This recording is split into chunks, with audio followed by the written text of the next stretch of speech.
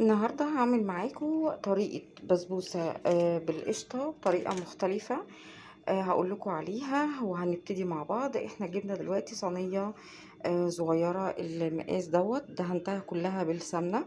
تمام. وهاجيب معايا طبق فاضي، هاركن الصينية على جنب. طبعا هتكوني انتي مشغلة الفرن على حرارة هادية جدا، لازم يكون الفرن سخن. وهنبتدي المكونات مع بعض. اول خطوه معانا هنا جبت كوبايه من السكر، كوبايه صغيره، وجبت كوبايه صغيره من السمنه. انا مستخدمه سمنه روابي. تمام. اللي هي القشطه، بطعم القشطه. وحاطه دلوقتي بيضتين وهنضربهم كويس جدا مع بعض.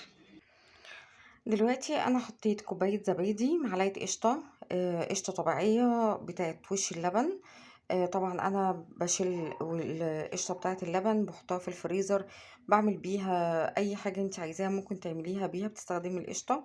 وحطيت واحده جبنه نستو. تمام. وهبتدي ان انا اضرب بالمضرب. حطيت هنا كيس البسبوسه بتاعي، وكيس فانيليا، وكيس بيكنج باودر، ومعلقتين من النشا، واربع معالق من الدقيق. وهنبتدي ان احنا نضرب معانا. وبعد كده لو لقينا السمك تقيل قوي هنزود شويه لبن.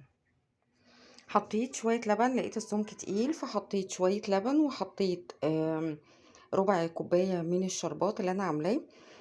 تمام. وقلبناها كويس قوي بالمضرب. وبعد كده هنحط جزء في الصينية، وبعد كده هنجهز القشطة بتاعتنا.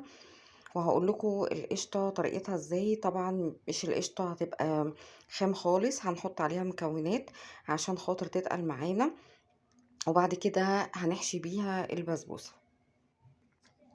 انا دلوقتي حطيت نص من الخليط بتاعي، النص التاني اهو.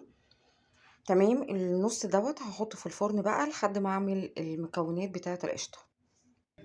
طبعا الطبقه الاولانيه اللي احنا كنا حطينا مع بعض استوت، وبعد كده حطيت طبعا المكونات بتاعتي اللي هي كوبايتين من اللبن، ومعاها 3 معالق من النشا، وقطعتين من الجبنه النستون. تمام. واربع معالق من القشطه. لو انت ما عندكيش قشطه وقادره ان انت تجيبي علبه قشطه من السوبر ماركت هتجيبيها. مش عايزه قشطه خالص، عادي خالص، هتحطي الجبنه مع الكوبايتين اللبن والنشا. ما تحطيش سكر عشان خاطر انت كده ولا كده هتسقي بالشربات. تمام. وبعد كده هتلاقي اللبن تقل معاكي، هيبرد، وهتطلعي الطبقة الأولانية اللي هي استوت من تحت، الوش بتاعها اصفر. وهتدلقي طبعا المكون اللي انت عاملاه اللي هو القشطة، اسمها القشطة الكدابة. هتحطيها، وبعد كده هتحطي طبقة من البسبوسة التانية، هتحطيها وهتطلع بالمنظر اللي انتوا شايفينه ده. وهتهدوا النار عليها علشان ما تتحرقش من تحت.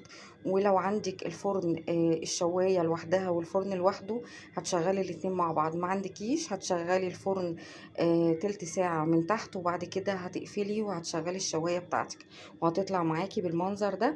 وهتبتدي ان انت تسقي الشربات بتاعك وتسيبيها تبرد وتغطيها طبعا عشان تبقى طرية، الوش بتاعها يبقى طري من فوق، يبقى طعمها حلو. وهتقطعيها وهتبتدي ان انت تحطيها.